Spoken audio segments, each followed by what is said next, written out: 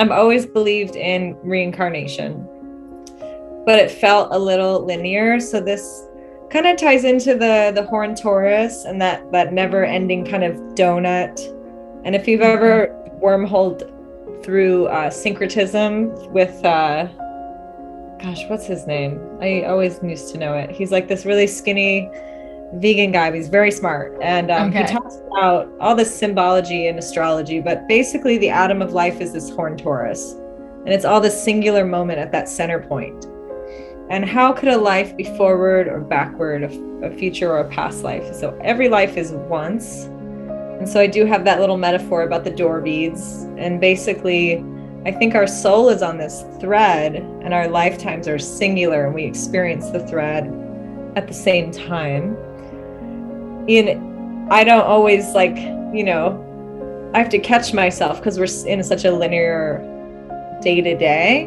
But for the most part, I try to remind myself, okay, like all of the me's that are happening, which eventually is everybody, but I do still think we have little soul guilds on a smaller level, like your soul family, like those you might reconvene with after death of this body. A lot of near-death experiences really show that people kind of have a general tribe and they're in source, but then there's like going all the way back to source. But anyways. Hello, and welcome to all of you beautiful souls. Thank you for tuning in today to the Heart of the Soul podcast, Earthing Nova on YouTube. My name is Amana, and I am so happy that you're here. This is a space where we explore what it means to be wild women walking upon this earth, remembering how to turn inward to our innate inner knowings, unearthing that which is often unseen and unspoken, syncing with the cycles of the moon with new episodes on full and new moons. Together we practice using our voices and the ancient ritual of storytelling, connecting about that which unites us as we share our stories of birth, life, and death, honoring how both we and our stories shift across time. It is my hope that soaking in these stories will bring you closer to your own inner compass and center you into a more embodied, alive version of your beautiful, unique self. Today is Wednesday, May 31st, 2023. I am in my little tiny home in Mississippi. And through the cosmos, I have Maja, the magical Maja, here with me this evening on Zoom. I met her first at the local farmers market in Spokane, Washington, loving her kombucha and other herbal apothecary salves and offerings. And then I got to go to a birthday gathering with her and found out that she wrote this incredible book. And so I invited her here today to talk about her journey and path as a writer and this book that I have listened to, Celosia's Web, and also into this other book that she's working on now. So Maja, welcome, and thank you so much for being here. Wonderful. I love your intro. That's so beautiful. It's like kind of a meditation. And talking about syncing with the moon, full on happening. That's wonderful. We are almost there. Thanks for having me. My name's Maja Fagras. Yeah, I wrote a book. Yes. Yeah. So I don't, without a question, I don't know what to say first really about it. But I forgot that it was the sauna birthday party. Is that where the book, like I was like, we learned about that, or was it? I don't remember. I don't remember if she told me then or later, but yeah, Jessie, I was like, she wrote a book. Yeah, Jessie was like, did you know that Maja wrote a book? I was like, no. And she was like, and this is the book. And I was like, ooh, amazing. Oh, Jessie's so sweet. Yes, she's awesome. She's in like Croatia right now also. Yeah. So, sending love to Croatia, to Jessie. Yes. So did you have you been a passionate reader, writer from a young age, or like how did this come through you? How did it come through? Well, truthfully, as a child, I was so backwards about writing. I was horrible at it, but I always loved poetry and I thought I was a good writer. And then I'd take it to a teacher or somebody higher up than me, and they would just rip it apart. They're like, "You're backwards." I'm like, "Oh man, Oh, that's too bad." But I didn't really give up, and there's a teacher who got me to read when I was really young. So then I became like a book fiend, and I just like ate them up. It was a good way to escape. I have a big family.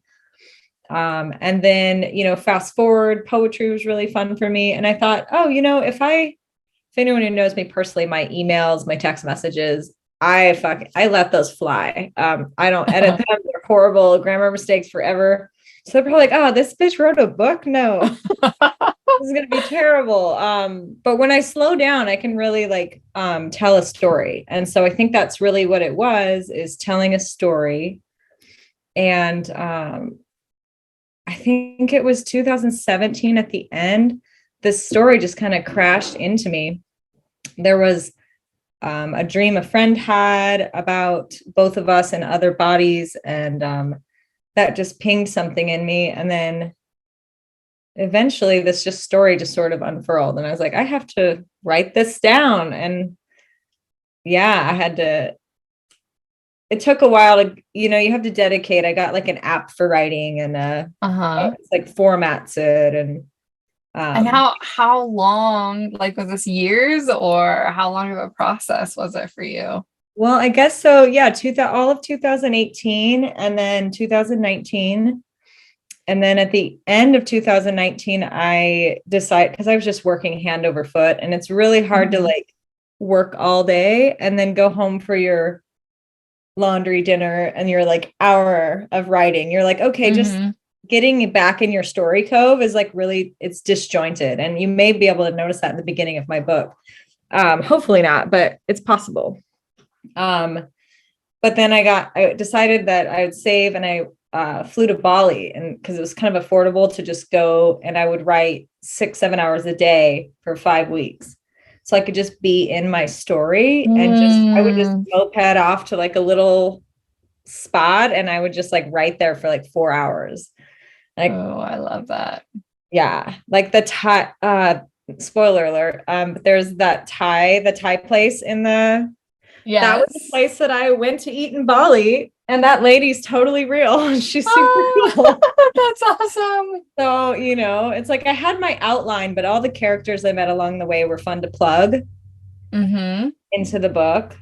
Like the lab owner, Tiago. He's somebody I met. So I just loved plugging people in. And that was just super fun to the skeleton that I had. Yeah, that's amazing. I mean, it's such a layered and dynamic book. And I love how you have these two different, the male and the female voices.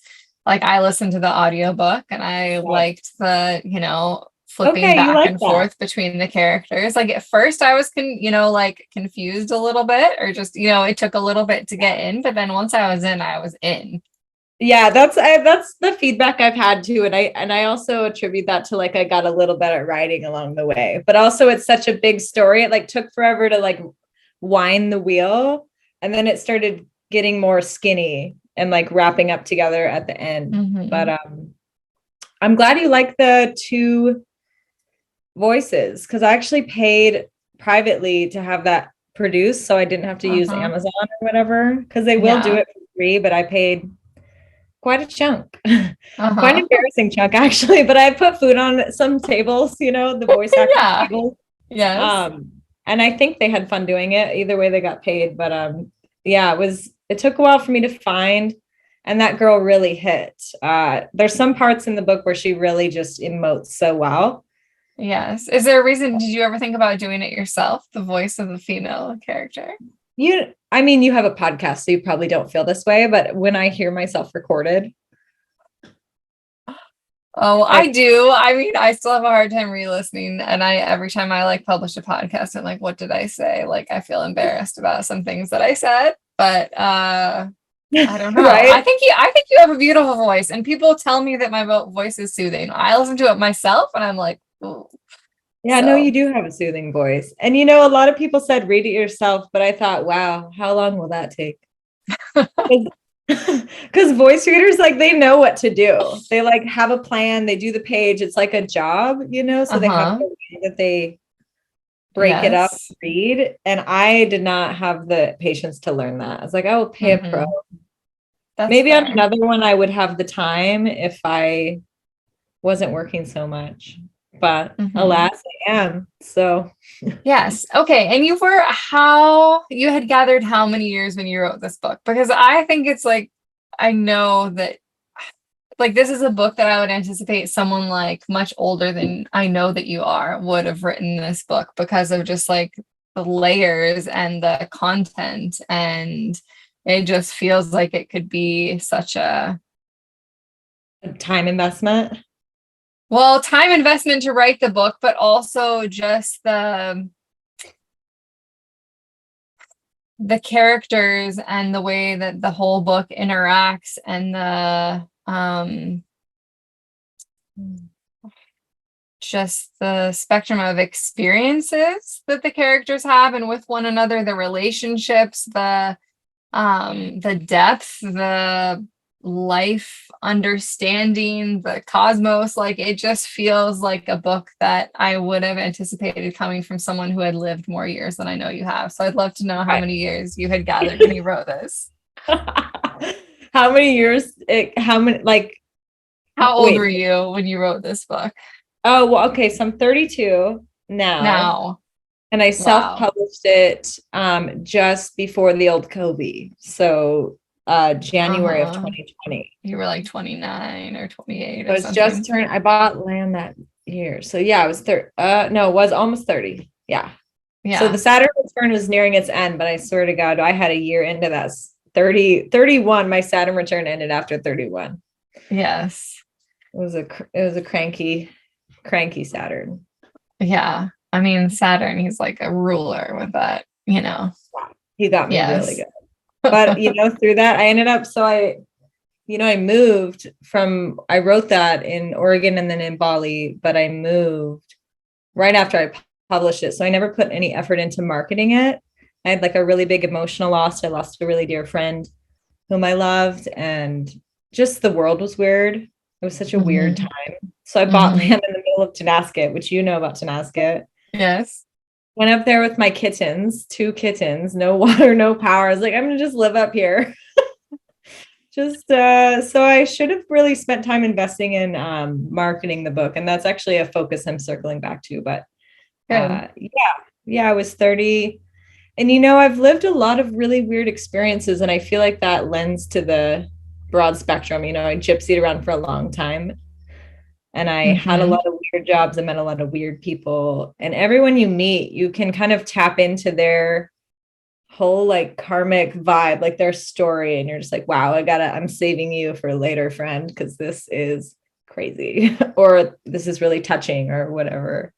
Yes. So So you drew on some of those experiences for these characters that you wrote. I would say almost all of them, and then Mm-hmm. there's some of the themes in there I think a lot of women can relate to. Sometimes I look back and I'm like, did I make that too man-hatery? I was like, is this book too, I mean, it feels a little truthful, but like it's just, and there's a line in there, it's like math is math. Like I'm not trying to hate, but just the math is the math, and that's the experience I've had. And so I Well, wrote that. we're also in the middle of this like patriarchy in so it Yeah, makes sense that this is what would come out. coming out. I mean, just even thinking about our sisters just a little bit back and then a little Mm-hmm. bit more back, just murdered for being Women birthing doulas and midwives and herbalists, like and just what having we a cat. Yeah, having a cat. I've got 2 cats that I talk to more than humans, and they listen, and they're very cool. And I would be so murdered Yeah. if Yeah. I was if time was backwards. But Hmm. yeah, Yeah. I'm yeah, glad that it's not. me neither. I actually have a question for you. Are you Yes. dueling? right now? Do you death doula and birth doula? Do you? Yes, I do. Yeah, attend and support, mentor people in birthing and deathing, if you want to call it that. Yeah. So interesting. I've always wanted to get into the death doula part. I think that's so gorgeous. But yeah, you have to be so, I don't know how do you advertise for that? Or is it more like people you kind of know through people until it grows? Yeah, more, I feel like, yeah, more like that. Like people, there aren't that many people doing it is part of the thing. So once you put yourself out there and feel, comfortable in it, then Mhm. the people come to you. But some people don't even know it's, an offering or that there is support in that way. They only think of very, Right. systematic offerings around death and grief. But I feel like there is a bubbling up of it. Like it is becoming more spoken Yeah, about, more seen, more totally. understood. Mm-hmm.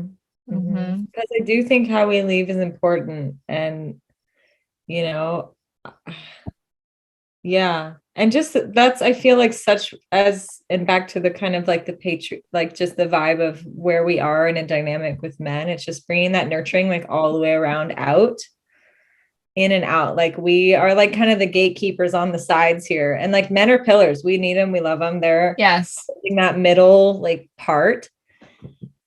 And not to say they can't death doula. I'm sure there's wonderful men and all sure. kinds of people of all Yes. breeds. But as biological like women, we are the keepers of Right. birth and death. Like women have It's, birthed the whole world forever. that is what we do. And it's just undeniable fact. And that I have I think I'd probably get into some battles with some people on that fact, Yeah, on that matter in this time era that we're in sure. now. It's Totally.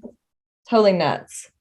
And yet, I mean, it is, but it is true. You can like that biology, like we Yeah. all came from mothers, from women, from biological women. And as women, we also hold death because, Right. we come to go. And whether that little spark of life in our womb lasts for a week or, 50 years or 100 years, they also will never escape death, just like we don't escape death. Yes, yeah, we don't escape it. We're here. Yeah. It's so quick. So that's so beautiful. So thanks for doing that for people. Shout Yeah. to you. That's so cool. Yes. So I loved in the beginning, since I am a birth, like I'm passionate about birth and how important it is. And I have attended births for almost 15 years or something like that. Crazy. Oh, that's so Um, great. I really enjoyed, well, first, okay, Basque Country. Okay. I've Yeah. never I've never been there, but one of my friends growing up, she had like an exchange student from the Basque Country that lived with her. And so I Oh. got to be really good friends with her and she was teaching me Basque a little bit. I have like an old notebook where I was like writing down different words Oh, and well, things. how funny is But that? That's unusual. For yes, her some name is Lauda. Yeah, a lot of people don't even know about it. And yeah, so she spoke Spanish, Basque, and English. And triple I threat. got to learn some about her country and her traditions, and I've seen like pictures of her and her friends and stuff, but I loved the descriptions and how you spoke about the language and the culture and all of Mhm. that. I wonder, have you been to Basque Country, or was that from, No, where did I that come haven't. from for you and why there? Why there? Well, so there's like multiple reasons. I liked, without like spoiling too much on, but there's a bit to do with blood in the book. And I happen to have the Rh negative blood. And it's always been just a query of mine, like, where did it come from? What's the deal? Why can't I reproduce naturally with a positive blood person? Like, why, it just is always like bothering me. And so, in looking for answers in that, I found the Basque country is one of the highest concentrations of that. And, in reading more about them over the years, it's just crazy that their language is the last remaining of such an archaic form of language. And through every podcast I've listened to, just, doing life, it just fascinated me. I'm like, well, I wonder if they're just different a bit. Because there's some cultures that don't have a word for sorry or don't have a word for upset, or, and how does that change you when you don't have that? Like, do you still get upset, or is that now a new consciousness bubble that you're in? So I just was like, well, Basque people are probably cool. And then looking at the war and Franco and how they kind of got cornered and attacked, and just, I just wanted to shed light on that and tie it into the worlds of the Fae, making my own little maybes and whys. Because I very much believe in fairies, not in a like insane way, but in a regular way. I don't know. Yeah. A regular way to believe in fairies. Not in a way that gets in the way of like functioning as a human. But yeah. But yeah, I think all things are possible. So yeah, I think that's what led me there. And in books I've listened to and really loved, there was a lot of history and setting and culture. And then I love lofty bits, but I like that historical bit and just a real day bit. So I did a lot of like varied interests, so it could kind of be dynamic. So it could be more like available for people to be interested in too. Really there's a really great mix of that. I would agree. Yeah, because it's like if you're super bounce around too, you're like, oh, okay, I don't really like this character because each layer is a different character. It'll be over soon. There's a different one. Like, just hang tight, Yes. So the Basque was kind of the rooted, fun, family, warm, no technology, just like the past and burdens of that come with that lack of technology in those times. So like, this will be fun to put in here. And I think it, it's truly, I didn't quite throw a dart at the map, but kind of. I mean, it was linked to the blood thing mostly. Yeah, I like that. No, but it has that like root for you and has that meaning, which I feel like comes through in your writing. Cool. Yeah. Yeah, it definitely speaks to me. And, the fact of like how Europe is compared to this country, like, like going from like Washington to California would be like country to country. And my family on my dad's side we're Greek, but our last name's Romanian. And it's just two brothers that got put on a ship when they were like in their teens by their mom. They said, good luck to America for you. So we don't know much. But what I gather is that they were gypsies, because that's what I feel. It's what I see in my dad. It's what I see in myself. So, maybe somewhere in there, my family's went through there selling wares. I have no idea. Yeah, it's possible. And in other lifetimes or parallel lives. Great. Yeah. Or that. Yeah. If blood. So. Yes. And then, Sorry. No. After you. Just going to warn you. I can talk about a million random things. So like, lasso me in if you need to. It's awesome. It's good. I was just going to say the birth of, is it Izar? Was that first birth or? Yeah. The home birth that happened? Yeah. The home birth. Yes. Yes. And have you ever witnessed a birth, or where did you pull from for that? I have. So when I lived in Santa Cruz, the same place I went to massage school, I actually got trained as a doula. And that was like a dream that I had doing, was becoming a midwife. But I had so many midwives telling me, don't do it. We get sued. People hate us. It's like not worth it. I'm tired. They secretly loved it, but they were like a bit chip on their shoulder. Yeah. And I took the warning, but I never really did births, but I did attend my friends and one volunteer birth in Santa Cruz. But that was pretty hospital-y.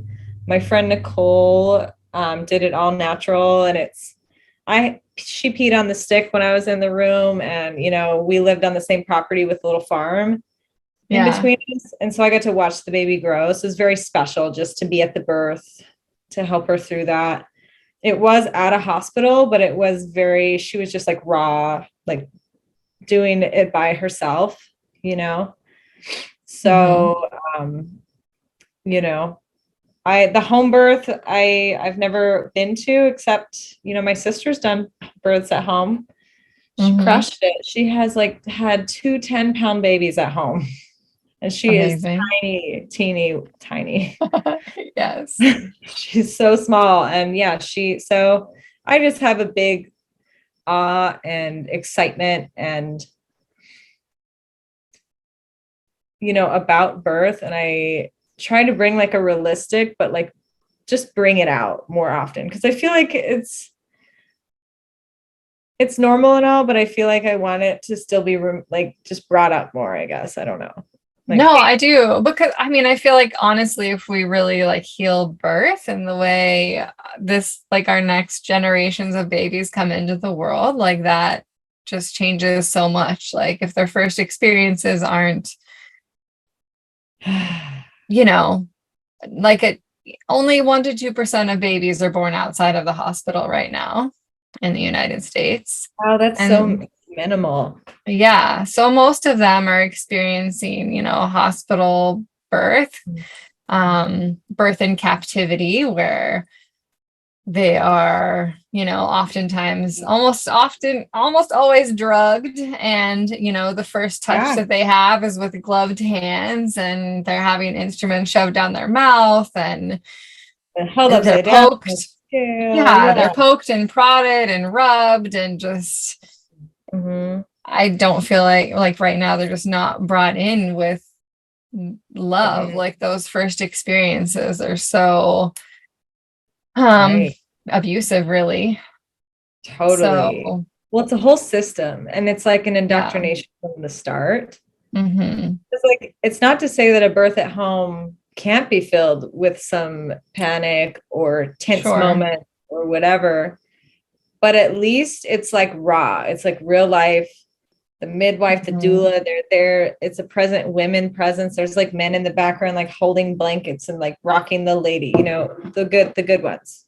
They're, you know, helpful. So it's like, yeah, it's just the fluorescent lights. And the like I consider like thinking about being a baby and having one of those like electric ankle things on like immediately after birth. Well, totally. And just, yeah, so interesting to be labeled by a number that early on. Right. Like, and they do, well, that's when they, and they put those bands on so people can't steal them. Like it's literally like an electronic thing, so that if the baby gets taken out of the hospital ward, an alarm goes off. Is it now electronic for real? Yeah. In most hospitals. I haven't had a friend have a baby in a hospital in a while. Yeah. Most hospitals have like an electric like anklet thing on that has a alarm trigger. And in general, so much to be said. So and you know, back then, you know, if the mom dies, horrible. If the baby dies, horrible. But sometimes it's just the risk we take as women. It's like, and as people, life can be brief. And I think the more wild births of older times, it wasn't all roses, but I do think it was real. And that's, and not fiddled with. I think I have personal stances on what I believe about what kids should or shouldn't be receiving from unknown corporations without liability. That really bothers me. Yes. On many levels. But so I would never bring a child into the hospital. And not to say to shame women that have, and that's fine, you know, it's fine, it's totally fine. But and sometimes there's emergencies, and we do want to save mom's life. Now that we can, great. Let's say I tried it at home, we had to go to the hospital. No shade. You're alive, everybody's alive. Baby's here. I just think for me, it's like one of those places also where the system brings women to make them feel like they don't know about their own body. And that like is really drilled in at birth, in the times of birth, that you don't know we know your body better than you. And then we know how to mother better than you. So bring your baby back here and we'll tell you if they're okay or not. And like, we'll see them on the chart and see with their size and their weight. And we'll tell you if you're wrong or whatever. So yeah, girl. Yes. So we could definitely go down a rabbit hole about Oh, that. But I was about to go more, but I'll reel it in. but I so appreciate that you had this, home birth. And like, not all home births are perfect either. And there can be midwives that do things that are harmful, but in general, they are less intervention and less harm, I feel, is Yeah. done to babies and They're mothers. listening and they're looking and they're not like, oh, I'm on a lunch break or whatever. Like, it's so less corporate feeling. Like maybe they're like, oh, I'm tired. I'm gonna get another midwife in here. But and they have, their on-call schedule and everybody. So it's Yeah. totally, but yeah, Yes. full on. Yes. Yeah. And Yeah, I came in a hospital. Did you come in a hospital to the I clinic? did. I was drugged in a hospital. That's how I came through my mom. Yep. I'm like a little bit like Malva vibes. I'm like so quick. I crashed in. I'm like, we are coming now. I made it so she couldn't even. Yes. I was That's like, I was a awesome. third child, so it's like a little easier. And yeah, I came in like 3 hours out, I think. That's great. Like, yeah, we're Yes. coming out. Yeah. Yeah. Charlotte, my last, it was like 4 hours. And Oh, I was my mom's third, and she had not had epidurals with my older siblings. And she just thought it would be interesting to try what it was like for me. And I'm just like, and she said she wished she hadn't done it, but like, that is how I came through, was drugged up. So I wonder like if you could go back consciously. I don't know if you've done any of those like rebirth things, but if you were like high and you're like, like at which way's up, like were like you disorienting? Yeah. totally Disorienting. like And numb. and how much of that was your beginning of, was it 24 hours of your first spit? Was it the first hour? Was it days? Because Yeah. baby's breath, like they have the epidural on, sorry that happened. But also, sorry, it's okay, mom. Yeah. She wasn't like, I'm gonna harm my baby by doing this. No, like all women are, as protective of their babies as they can be based on what they know. And based on what they know. Yeah. And that's a big part of it. It's like changing the know. Yes. So I appreciate that you had that home birth story in there. Yeah. Do you think it was all right? Did I nail it, or was it too fancy? Was it too perfect? No. It was beautiful. Yeah. Cool. Yeah. And I liked how you had like the baby like sigh or something in agreement to his name when his mom said it or something like that. Yeah. Yeah. When babies take that big gasping breath and they kind of like shiver almost, or animals too. Yeah. I love that. And I didn't name my kids until after they were born. For me, it took a couple weeks, not just like days, or not just hours or minutes the way it was for her, but I appreciate the meeting the child prior to the naming. Right. I feel like, I actually changed my name maybe it was 11 years ago now, but I didn't resonate with the one my mom picked at all. I'm like, you didn't even know me. Yes. I mean, neither did I. I changed my name like 10 years ago legally. Yeah. It was, we had to.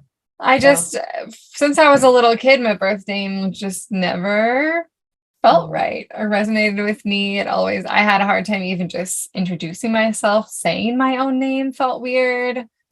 Me too. I got quiet. So quiet. Like, yeah. And names are big. I think so. I think I even kept my numerical numerology number. Yeah. With the name that I picked, so that it didn't change like my destiny or whatever. Is that good or? I don't know. Some people, I think it could be good, but maybe I like had a clear one. But I know some numerologists, like some hardcore numerologists, they're like, change your name, you have to use your birth name. I'm like, well, I'm not gonna, and it's the same number. So. That's awesome. So I didn't have to tell them. Yes. Anyway. At the farmers markets, I remember you had all your like herbal apothecary goodies, and I noticed that like in the book, like some of that is woven throughout the book, like the St. John's wort and the herbs and that like greenhouse that the character is building and the different things that he grows for that little like crone woman. And yeah, tell me more about your love for herbs and how you walked into herbalism, or what's been that journey for you with plants? Well, that's been quite a long journey. That's like, it started, I was always like interested in more herbal teas as like a kiddo, like very basic bee America, like bagged herbal tea. I'm like, oh, so artistic. But I was 20 when I went on my first herb walk, thought about foraging, identifying, and then just trying an herb for a month. And I always grew up with a garden. My mom was a gardener, so I wove that into the story as well.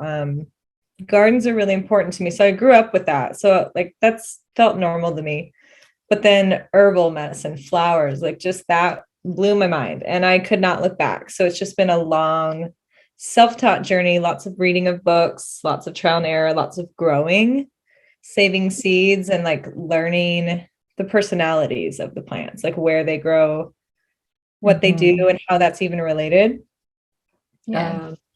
And where I'm at now, I'm up in Idaho, and I just finished my 50 by 50 garden and got it like started in the nick of time to just like put seeds, just like thousands of seeds. I'm like, please, like I haven't had a garden in 2 years. So it's just so a part of my like excitement and my joy, just every day out there looking at what's happy and what it can do for all of us and the bees and Oh, I love that. Yeah, me too. I was watering my garden real quick before I took a shower because I was like, oh, it's a video. Whoops. Because I work at a nursery too right now. So I do plants all day. And then it's just a big part of my life. Awesome. I love how you also like, that's what I said. You wove like so many different like specialties and like the science lab and all of that through the story. And I don't want to give too much away, but just there's so many unexpected, beautiful parts of the book. Yeah. I'm glad you appreciate that. I really like, thank you for reading it or listening it up. Like that just touches me that you enjoyed it. I was like, the best way I've learned things too is through story. I think of all the books I've ever read, there's so many like parts of a story that just never leave my brain. And so I just wonder what little things I could impart with people, bringing it through a story, like whether it's like one little thought about consciousness or life recycling or yellow dock being stubborn in the dirt or whatever it is. So that was my hope, is like a few facts being imparted to people through a story. Yes. Yeah. I would definitely say you succeeded there. And yes, storytelling, I feel like is like storytelling and like inspired speaking from people that different mentors that I have or people is just definitely the way that I absorb information the best and the way that I learn the best. So yeah, I really appreciate the way that you just wove all these stories. And so I know you probably, some about like me and my husband and how we met and some of that, but I feel like there was like, I can't remember what chapter it's in, but like there's one part in the book where the male and the female leads are basically, there's like this interaction where they're like underwater. That one, that was such a cool, like love sort of scene. I hope it wasn't too mushy. I was like, am I too mushy? No, not at all. It was so perfect. Okay. It was so good. And really made me think of my husband and like, cause we met on the summer solstice almost 9 years ago now, and had this really like magical, magnetic, like I know you from another life experience from the beginning. And so I really connected to that within the story and the way that you share about the like doorway beads and multiple realities happening at the same time. I wonder if you might be able to share a little bit about your philosophy or beliefs around that, or even life experience, if there's a story that can tie in there too. Well, there's so many, and I'm so glad that touched you and resonated. I've definitely at the farmer's market when Owen was sometimes running the booth. Yeah. He would have his cute little horn cup and he would tell me about the story of the love, like the me. He just like loved telling that story. You could really tell there was just such a true magnet. And that happens for some people. It doesn't happen for everybody. I'm noticing more and more, but it does happen for some people. And I find that, just like, yay, thank goodness for them. But yeah, my philosophy. So lifetimes, I've always believed in reincarnation, but it felt a little linear. So this kind of ties into the horn Taurus and that never ending kind of donut. And if you've ever wormholed through syncretism with what's his name? I always used to know it. He's like this really skinny vegan guy, but he's very smart. And he talks about all this symbology and astrology, but basically the atom of life is this horn Taurus. And it's all this singular moment at that center point. And how could a life be forward or backward, a future or a past life? So every life is once. And so I do have that little metaphor about the door beads. And basically, I think our soul is on this thread and our lifetimes are singular and we experience the thread at the same time. I don't always I have to catch myself because we're in such a linear day to day. But for the most part, I try to remind myself, okay, like all of the me's that are happening, which eventually is everybody, but I do still think we have little soul guilds on a smaller level, like your soul family, like those you might reconvene with after death of this body. A lot of near-death experiences really show that people kind of have a general tribe and they're in source, but then there's like going all the way back to source. But anyways, you have your tribe. And then also like reincarnating and being different positions to each other, like being their mother and being their child or brother, lovers, all of it. And you kind of orbit together, or maybe you're like a lone comet and you just kind of flow and I don't know. And that's what I tried to capture in this book because I don't know fully, but I do. It's kind of my idea of like why is Earth? What is Earth? Like, why are we here? Are we trapped here? There's a theory some people feel trapped here. There's a theory some people feel free to come and go, or karmic weight. So I was just trying to like untangle that for myself and maybe even during the writing, discover more, as you kind of write it out in a big old map of a story. Yeah. And I feel like, there's always been something weird with the moon. I've also done a lot of psychedelics. Yeah. Not to endorse that or unendorse that, but no, I have that in my notes here because because you incorporate it so beautifully at the end in the part of the healing, Yes. And that medicine is so healing. I think it's for, and people with borderline brain disorders obviously steer clear. We don't want to trigger anything, but I do think it's a healing thing most people should experience. But I do think a lot of those experiences that I have on broader spectrum realms, like when you take a medicine, oftentimes your frequency range increases and you are aware of what is all really here, or just a little bit more of what's here. You're like, wow, we don't know anything. Yeah. So who's to say fairies aren't real? There was a time I was in Mexico in a jungle, like traveling around for the 2012 calendar bit.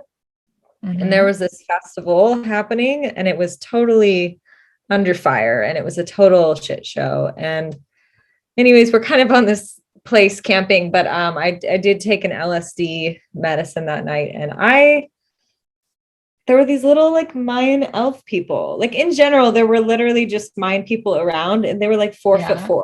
They were so cute. Yes. They were like tiny people. Yes. But I also saw Mayan elven people that were just these little, and they were guiding me into the jungle. I was like, well, I don't know how far back I'm going to go with you guys, but there's just stuff around, I think, that we just can't see. We see a very little spectrum. Yes. So my Yes. perspective, I guess, in a nutshell, is that we know very little.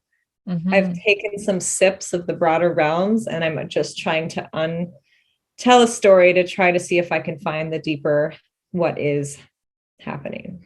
Yeah. I mean, I think you just open up to like the possibilities of these different like realms, like you said, and different potentials. Like maybe someone doesn't exactly believe in or see fairies or whatever, but they might expand their awareness into something else along Right. that similar Mm-hmm. trajectory. But they may see molecules and subquarks. They may be very like scientific, and they may see it that way too. So it's also Yeah. perspective filtered. Yes. So like how you believe. Yes. I don't know if you ever dig into the near-death experiences, but these Yes. days with YouTube, they have channels that like people tell their story. It's so cool. And Yes. it just goes to show how your initial perspective, for the most part, kind of is where you tend to go. Mm-hmm. Um, like you make a ceiling for yourself, even beyond the body, with your Mm-hmm. belief set. Mm-hmm. If you believe in fairies, you might see a ton of them. I know on DMT, I've seen tons of fairies before, but I believe in them. So Yes. Yes. Where do you you know, believe that we come from and go to? when we die Yeah. here, like when we leave the body, Yeah. coming.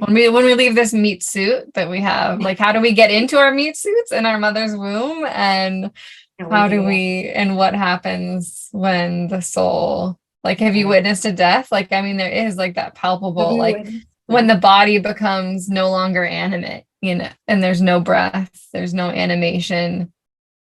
I And for me, I don't there's think like a palpable separation. right. I've known a lot of people to die. So many of my dear friends Mhm. are beyond. And I've never seen them die though. They've all died really tragically. But But do you feel a connection to their soul, even though you don't see their physical form? oh yeah. I have the one who recently passed. And he's Hmm. around. He's like, I'm so sorry, but I'm gonna just hang around and help you. There's but I feel connected. I think so where we come from is all different. I think it's varied.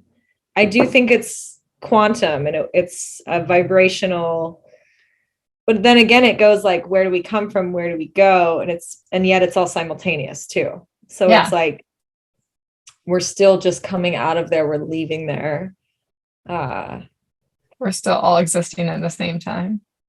yeah, so it's like and then that's where it gets tricky to communicate about it, and I hope I did justice in the book to like, I think some people probably tried to read it and they were just like, no, not ready yet. It's just a full brick wall. They're like, maybe next year.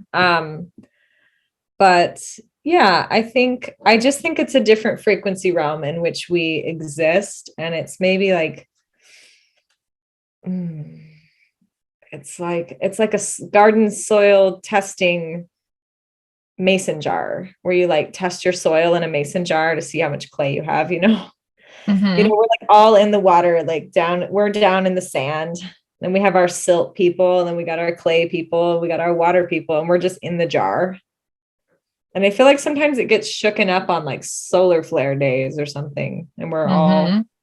we're getting upgraded, or maybe that's the best way to put it, like the bead on the door. We are just, I don't know if we're going anywhere. We definitely do though. We like unplug at Or I feel least. like we move at least, but yeah, Right. I don't know if we're going any somewhere else that's not also here, I guess. Just maybe Have in the unseen or Have you tried DMT ever? I have not. Okay. So that one, and it just like, this is kind of, I feel like the pineal gland is truly the door that you walk out of and into, you know? Yeah. Yeah. Um so it is sort of like, if we are, yeah, like I won't even go What down that was one. no, what's your experience with DMT and what awareness or what did that bring to you? Just how it's like an inversion, it's like a suction through, and there's always this Mhm. really throaty takeoff tunnel. Okay. Yeah, you leave you can go anywhere. And sometimes to get back into your body, you're like, oh, thank goodness. Like that is a lot out there. I am good. I just want to be inside. Be contained. Yeah. Yeah. Because it's almost like you take your little consciousness to look at everything and it's kind of too much. But yeah, I think this is the pineal gland is the door. So sometimes I wonder for people who have head trauma, like how their exit is, like people who shoot themselves. I've lost a friend that way who shot himself. And I do wonder, I'm like, did that affect your like exit?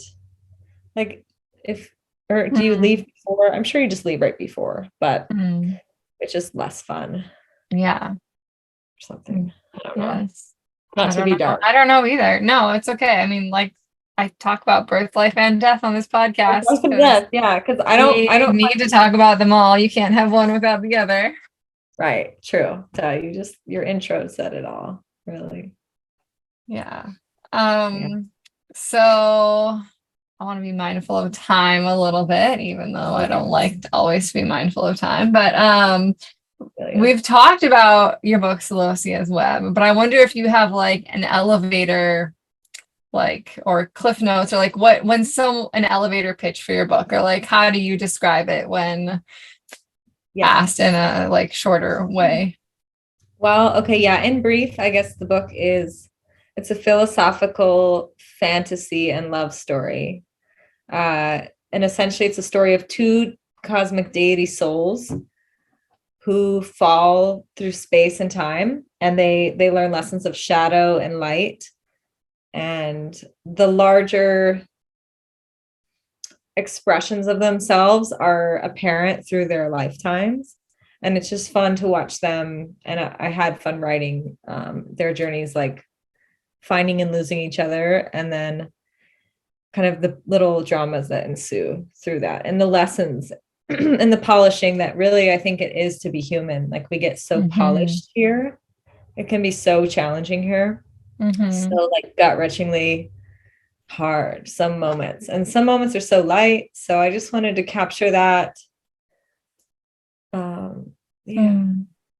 I loved the realness of the characters as well, and just like the one woman working in the lab, and when she meets that one guy and has that connection with him and feels like she's like, oh, I feel that I'm doing the thing, and like I should not, but here I am, and it's like so relatable. Yeah, we've all been there in that moment, and I've used that trick, like the say something quick and escape immediately trick.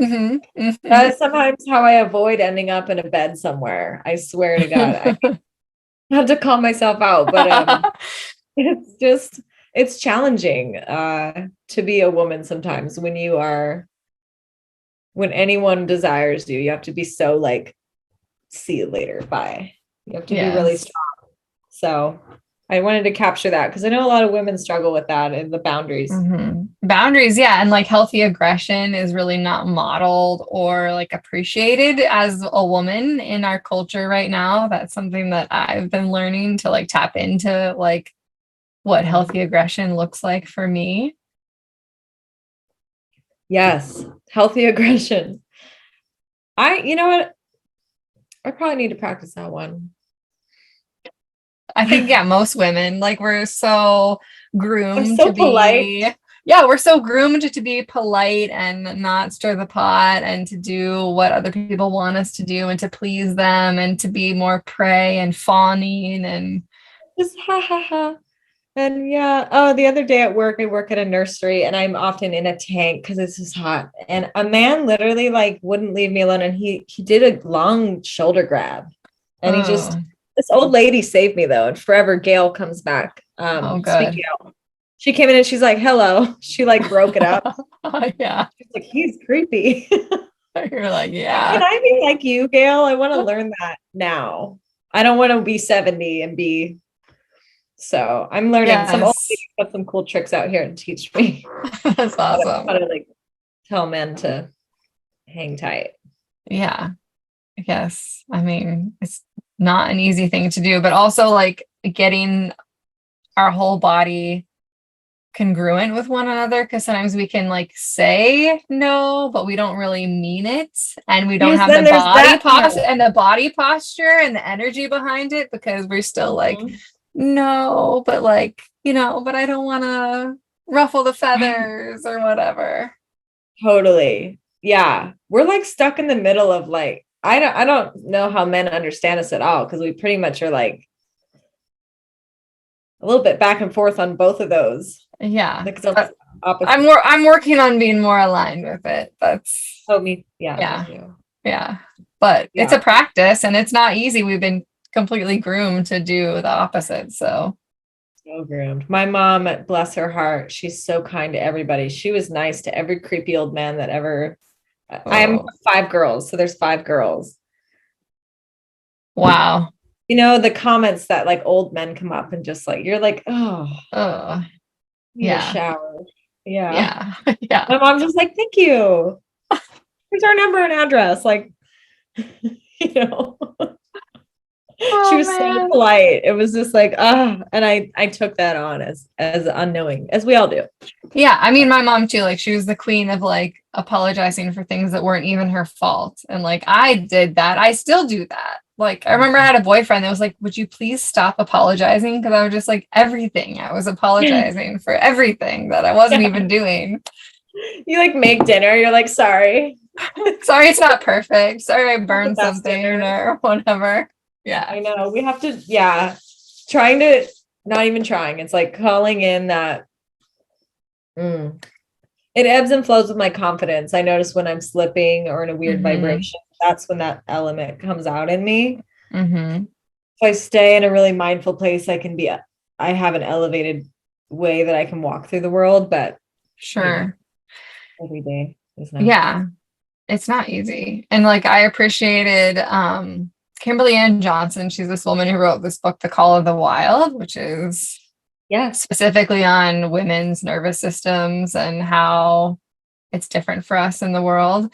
And she talks also about like her experience of tapping into her aggression, and that was like a hard role for her to be in. But she had this one practitioner that she was working with, and he reminded her that it's the women jaguars that teach their young to hunt. Like, you, like as a woman, like that is part of your innate possibility to teach that protection and that aggression and the ability to be the predator and hunt. And that's like, it's the women that are teaching the children. And so I also think about that, like with my own kids. And I like that. Right. Because like, how do we do is affect the next generation? And you are blessed, you have children, and that's wonderful. So you get to do that in real time, just like watch that with such awareness. No shade on our parents, but there's just such a higher awareness for a lot of tapped in people, I noticed. So yeah, that must be a trip to raise a child with awareness. Like, wow. It is. And still, I'm not perfect. Of course, I still make mistakes, but just like having that model from the other animals in the animal kingdom of like, okay, yes, like I can also discipline, and like I have a hard time doing that sometimes because the people pleaser is there. Because there's just some shame with that too in the discipline arena from others. So I think and like the perfect mother myth that like lives in the world, and that it doesn't exist, but we hold ourselves to it anyway. Right. Well, you're doing a perfect job, I think. I'm the good enough mother. To me, that is perfect though, because like right. I want my children to know and see, like I talk to them about, I'm gonna mess up, and like I'm not perfect and I make mistakes. Right. And I cry. I have grumpy days. Yeah. I need a nap, and like leave me alone. I don't know. Yes. I wonder if I'll ever did you have your first baby? I had my first, so my son I birthed when I was 34, and Charlo I was 37. Okay. Yeah. So I can have kids. You definitely can. Yeah, I hope that you do. I'm running out of time. But just men are hard to find, and you're not gonna catch them writing books like mine. Do you feel like you have soul babies in the cosmos? Because I Yeah. definitely did. And I was like, soul babies, help me find your dad. And that's part of how I That's really wanted to. sweet. I Mhm. love that. I unfortunately, I cast there was a time it wasn't right. So some soul babies Yeah. had to take a ride back to the waiting room. Yes. A set of twins. Um, Mm. but yeah, I think it was mostly a blood type issue and a timing issue. But yeah, I think they're still around, and I wonder too if they're my cats now. So like, well, Uh-huh. they could be my cats. But I do feel like maybe there's some, yeah. I'll meditate with that. I think that's a really All fun way to right. yeah. Thanks Yeah. for that. Yes. So you have another book you're working on. Does that have a name yet? Or what can you tell me about it? So the name's still in the air, but it's something to do with dowsing. There's dowsing in the title. It's not a Celosia's Web sequel. There's room for that if people do want it. I have a story ready. It's just not, Mm-hmm. I don't, once I'm done marketing, we'll see if people want it. I'll spend the time. But this other one is about. Dowsing, will you explain that for people who might not know? Oh yeah, okay. So it's like the old water witches. So whether it's just their body, copper rods, a wooden stick, it's about finding, dowsing. So it's a form of divination, but typically it was for water to find wells, Mm-hmm. uh, or to you can even find things like buried things, things from the past. But mostly, I think traditionally just to find water, such an important thing when you're homesteading or on a new land or cultivating a mountain in Japan for making growing tea. So the book takes place in the 90s in California in this little farm with this family, but that also Mm-hmm. spreads across to the 1300s following this girl who's a dowser in Japan. And Oh. it's through a diary. So it's the 90s looking back through a diary, this sweet boy. And it's kind of a love story too, but mostly it's just it's a fun woven story. I like the just some cultural stuff, just a little bit of magic, a lot of stuff to do with growing, farming. I like to tuck that into every book. Um, but yeah, it's basically about how water kind of is God, and it really connects us all, and it's so timeless, and it is just Mm-hmm. really our one huge, I mean, it's not the one, but it's like the hugest resource on this planet, and it is Yeah. everything. And it's so magical. And I think we forget that on a daily basis. So it's kind of a little ode to water. There's going to be a lot of cool structured water facts, water spring, just like water information through a Mm-hmm. fun story and some farming and just really a little love, little magic. Oh, I look forward to that. You'll definitely have to It's let me pretty know good. when I'm that halfway one. through it. So we'll see when I like writing is so funny. You're like, I'm totally gonna finish that soon. I know. I have so many ideas of things I want to write, but like you said, it's hard to like create. You can't just like sit down and write for an hour. I can't. Like I'm Hard. just getting into the zone and then it's like, And your kid wants a snack or whatever. And yeah, yeah. yeah. It feels like I mostly just throw my hands up at this phase with my children at this age, like 3 and 6. And I'm just like, when I'm older, I will write. Right now, Yeah. it's not my time. Right now, I do podcasts, and that's Yes. like a way for me to Yeah. express. But sitting and writing just does not work for me in this phase of life, Yeah. even though I love writing. It'd be a good time for the ideas and the outlines.